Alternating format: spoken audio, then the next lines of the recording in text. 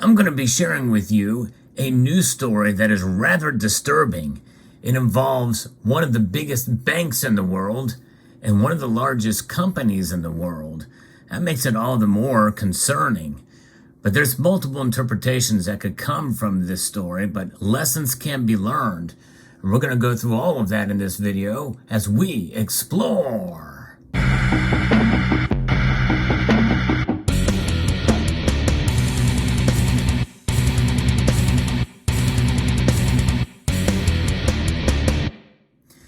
Yeah, there's some panic going on at a huge bank that has an association with a huge company.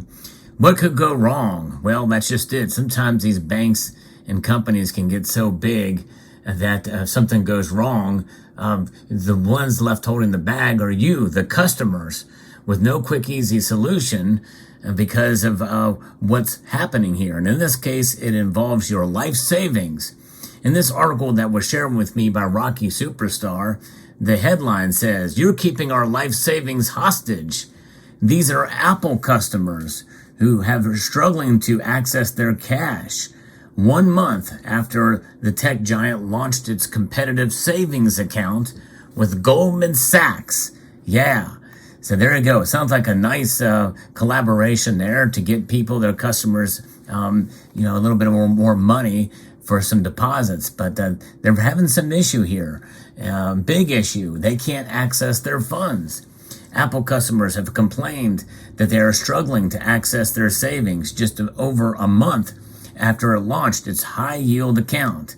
Now, in the age of inflation, there's a lot of people that are trying to protect themselves, and so a high-yield account makes perfect sense. In fact, it may not be a bad idea to talk to your bank about it. Yes, even after I share this information.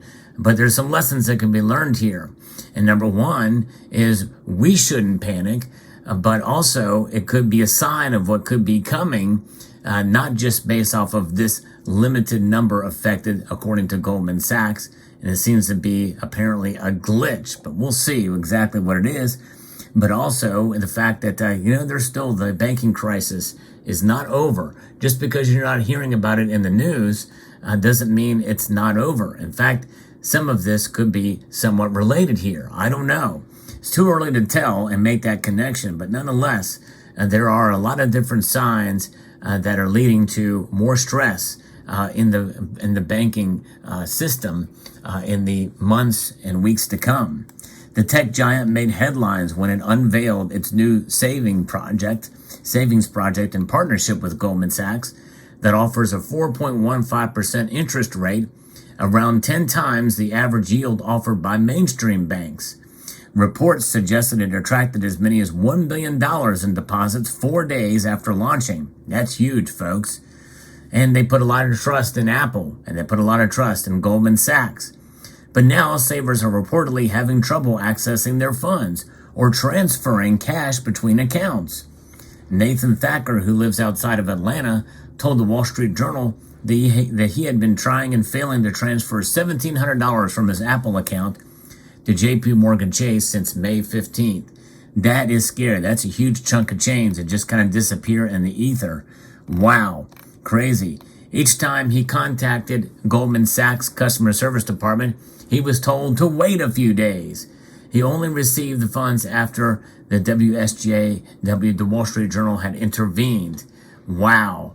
That tells you something, folks. Only after there was an intervention from a large media source did they intervene and he got his money. That's a big sign that there's something kind of fishy going on here. I'm not sure. But anyway, social media is littered with similar stories of savers unable to get their hands on their money. Kevin Smith from Minnesota tweeted Apple Chief Executive Tim Cook last week and wrote, "Was your plan to partner with a bank that holds people's life savings hostage?" Smith had been trying to transfer $10,000 from his Apple account to U.S. Bank on May 16th. Although Goldman Sachs has since resolved the issue, Smith has decided to drain his $200,000 savings from his Apple account and moved it back to American Express. Another Twitter user wrote, "Do not set up direct deposit using savings account by Apple. You may not see that money for 3 to 4 weeks based on my experience. Let them have the nickels and dimes and nothing else.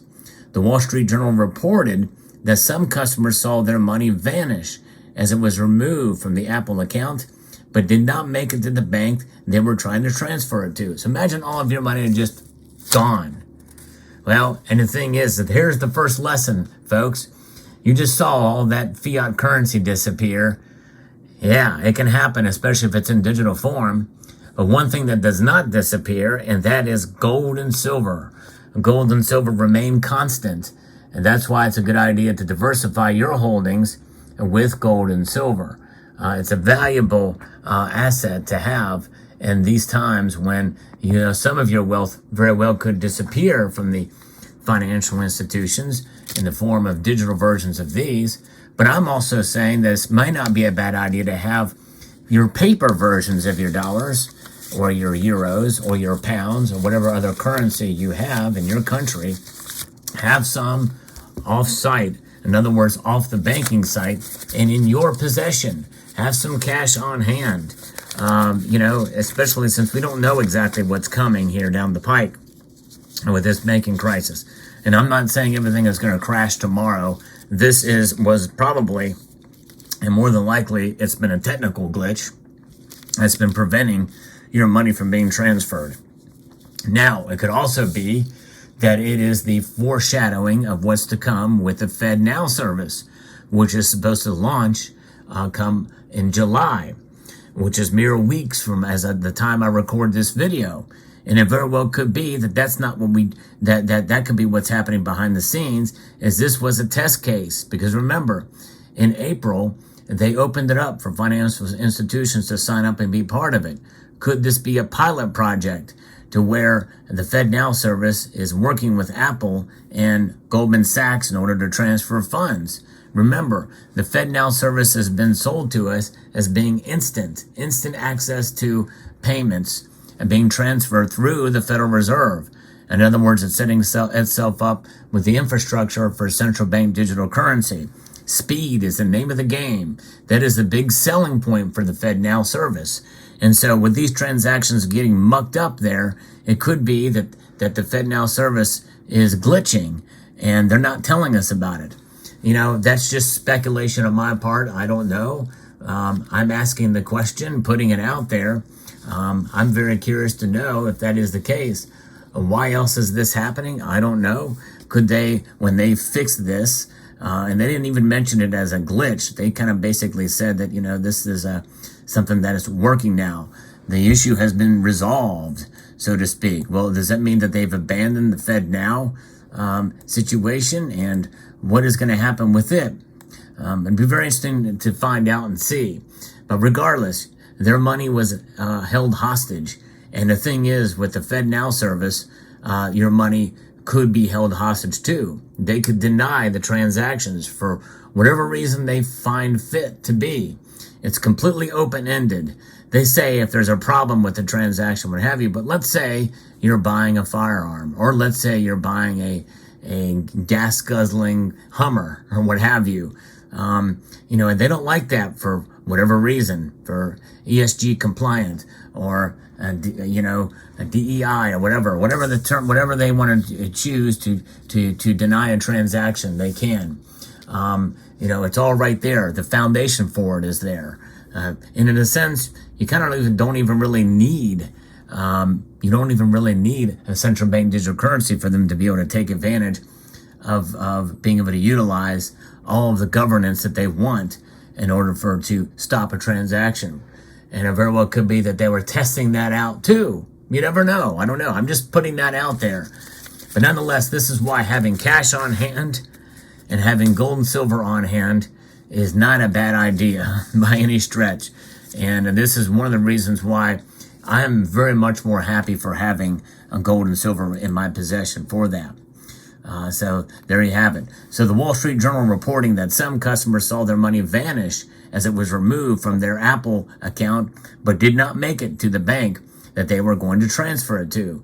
That is extremely scary, folks, especially if it's thousands of dollars, but even hundreds of dollars. Heck, even $20 would be very concerning. Goldman Sachs said the difficulties were being faced by a limited number of customers. Of course, yeah, they're going to say that. It added delays were often due to rigorous processes designed to protect users.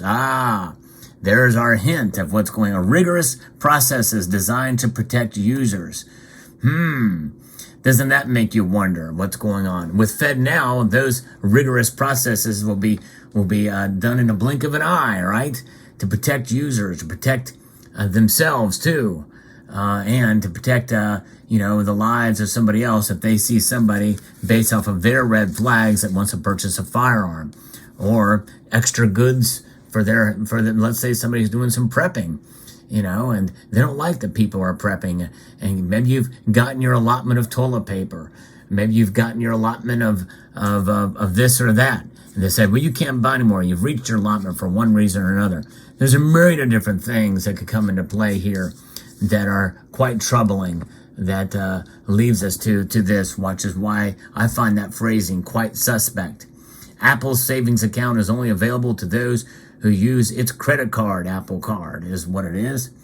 Customers can open one in less than a minute directly from their iPhone, and there is no minimum balance requirement. It is also a fee-free and offers a maximum balance of $250,000, which is the top of the level of FDIC insured level, by the way. And savers are free to access their money at any time, unlike many mainstream accounts which limit customers to 6 cash withdrawals a year. Its 4.15% annual yield was reviewed favorably, especially as mainstream banks come under increasingly scrutiny for failing to pass on higher interest rates. Savings rates have remained pitifully low compared to the cost of borrowing, that's for sure. And that's just it, folks. Not all banks are evil or bad, but I tell you what, you got to look into your banks and see if some of these accounts are right for you. Look at the terms and find out and see how healthy the bank is, and see what's going on there. It's nothing wrong with trying to protect your inflation with some money that makes it work for you in those accounts, but I would just be very cautious and leery because again, silver and gold can fluctuate in price. There's no question about that. Over the long term, they do well. But if you want a sure thing, as sure as you're going to get, make sure you trust your financial institution. And by the way, let's say given everything is true here and completely above board and benevolent, well, maybe it's just a glitch in the system. But the thing is, it's still a word of warning of what could be coming and what is coming with FedNow for sure in July. So you never know. But the thing is no matter what, that's why it's good to diversify with gold and silver and with cash on hand, just in case that the worst is coming, or just in case that there's problems down the road. That's why I believe in a balanced approach, and I think it's a good idea to be able to have ways to be able to protect yourselves and your family and your wealth, because you work hard for your money, and so they better treat you right. So there you go. I hope you found this video informative, insightful, and educational. I'd like to extend a multitude of gratitude to all of you, and thanks again to Rocky Superstar for sharing it with me, and encourage you to please rate, share, comment, and subscribe.